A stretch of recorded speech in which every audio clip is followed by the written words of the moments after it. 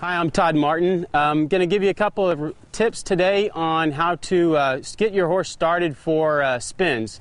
Particularly, we use this in reining, and there's a couple of two very key elements to teaching your horse to spin. Initially, you're going to want to have your horse that has a guide on it and be able to move off your legs at the hip and at the shoulders and be able to control the rib cage. What we're trying to do whenever we teach a horse to spin is we're actually trying to teach them to get across their hocks.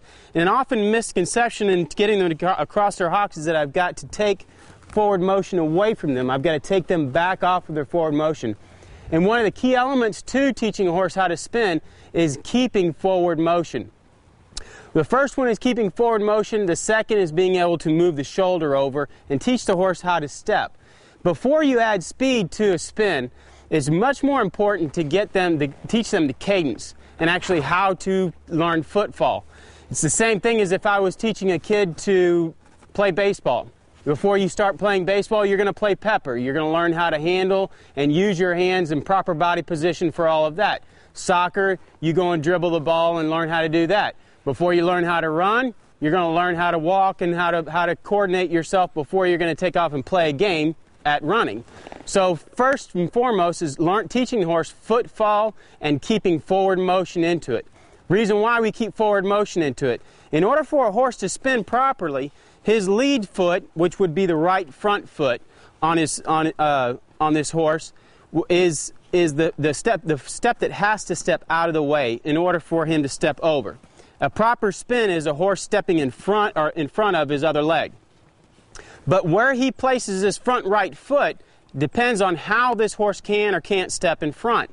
When you start your horse off by pulling them back and then trying to kick them over, you're impeding their forward motion. Okay? This horse has done it enough that he's not going to do it wrong. But what's most important is that the deeper I get him to step with this right foot, the cleaner he can step around. Okay?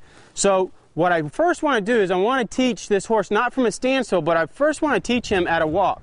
So when we're teaching a horse to spin, we'll get him to walk around, and then I will take and pick him up and actually get him to take and reach his step with that right foot.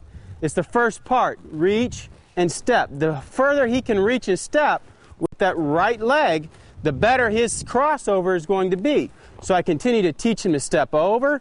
The further he steps to the right, once he steps to the right with that right leg, I'm going to release with my hands.